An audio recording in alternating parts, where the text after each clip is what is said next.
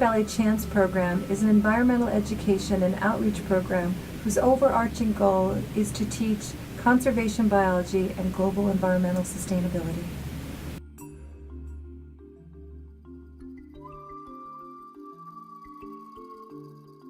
To do this, Chance creates unique and innovative learning environments. These environments include international field courses and online research modules.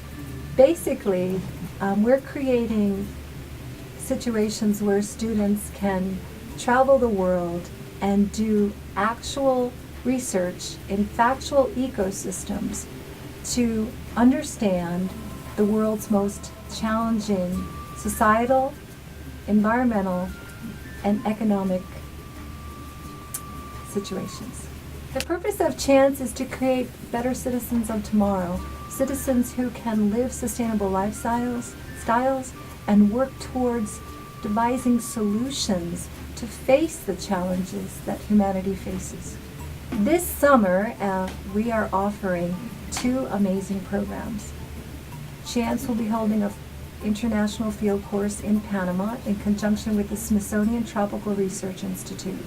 Students and teachers selected to be in this program will actually research the effects of global climate change on tropical ecosystems.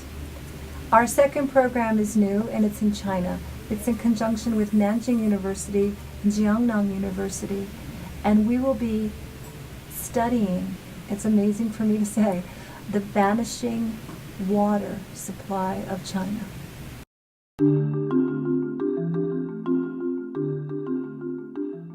It was one of the most magical and beautiful experiences of my life. Not only was I under Dr. McLaughlin's wing, she's very experienced, very confident on what she was able to provide for us, but we were also able to work with researchers from the Smithsonian Tropical Institute, and that entailed hearing lectures from all different biologists, and we also got to go investigate coral reefs. We got to explore Barrow, Colorado Island, and it was definitely one of the best experiences of my life.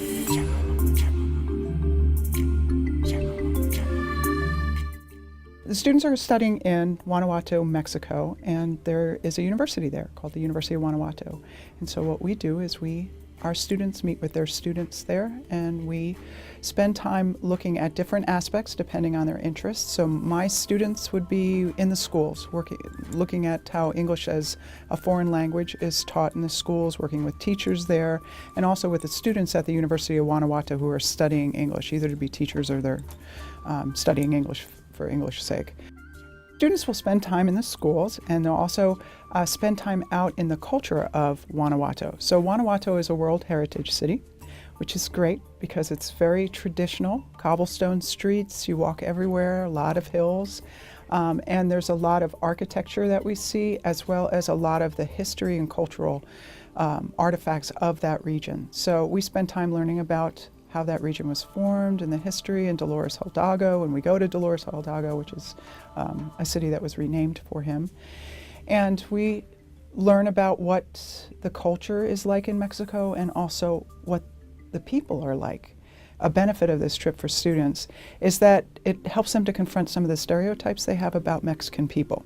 The value of this trip is on so many levels. So it's an educational trip, it's a cultural experience, but it's really kind of a life-changing experience if you allow that to happen. The opportunity for them to live however many days, 10 days in that culture, see what it's like, see what the schools are like, meet people there, form relationships with them, I think is very valuable.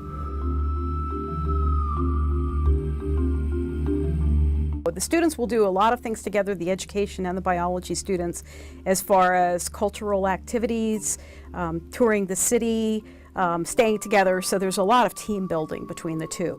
And the education students are going off to the schools. The students that are enrolled in the biology are going to be going to another campus away from the main city, to the agricultural campus. And there they're going to get to see things like this plant here is an endangered species of agave.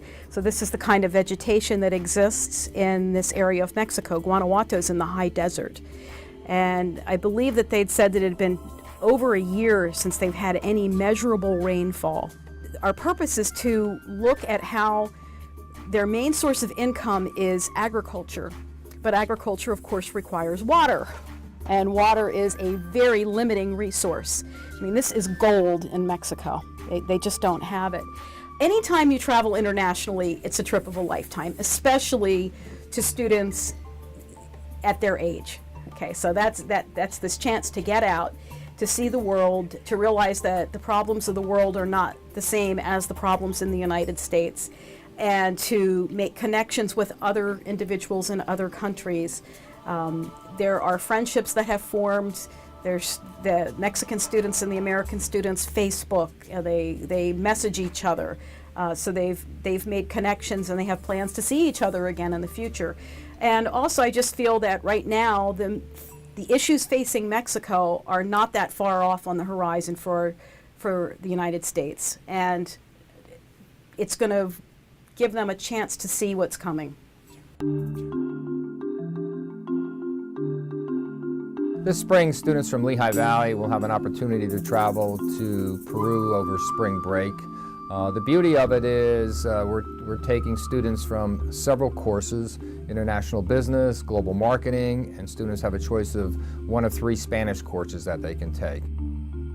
On a personal level, it helps them grow into their young manhood and young womanhood and begin to see themselves as a professional.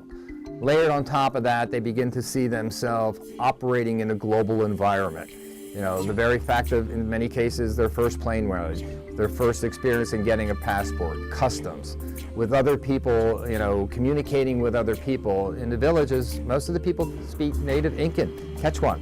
Okay, so these kids don't speak Quechua, so you learn to work side by side with them. We built greenhouses, we built stoves in their huts, so with chimneys so the smoke goes out to improve the air quality of the huts for the little children and everything. And often without a word being said, but we laugh, we eat together, and they play music and they understand one another. And it's just beautiful to see that how you can communicate with people around the world.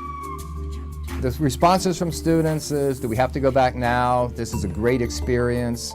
But the real responses with the students come when they go to interview. And on their resume is this global short-term study abroad experience. And employers ask, whether it be China, where we've taken students, this time Peru, what did you do there? That's so amazing. And then the students begin to weave their story and who they are into the job that they're talking and how that experience relates to the job. I am teaching a course, Psychology 423, Interpersonal and Intergroup Relations, in the spring. And as part of this group, we will be taking students for a week to Ireland over spring break. As part of the class, we'll be working with counterparts at the University of Limerick on an applied project, and then coming together during our visit to Ireland in spring break to present the project and to process what they've learned. The course itself focuses on stratification in society and the type of intergroup animosity, prejudice, discrimination, racism, ageism, and so on that arises from it.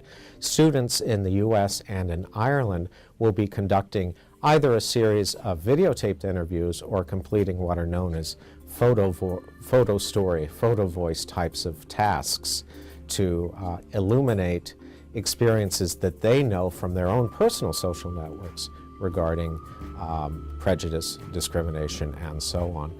Because we're dealing with 2 different societies with 2 different types of stratification and difference, I expect the results to be rather interesting. Ireland is a country of incredible scenic splendor. So there are rolling hills, there are cliffs that we will visit.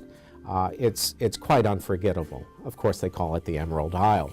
But of course, it's also a very old country. So there are stone forts and various installations from the Iron Age from several thousand years ago. Students, for example, on the trip will visit Newgrange, which is on the east of the island and which is considered rather the Irish form of Stonehenge. There's some incredible mounds there lined up with the sun on December 21st.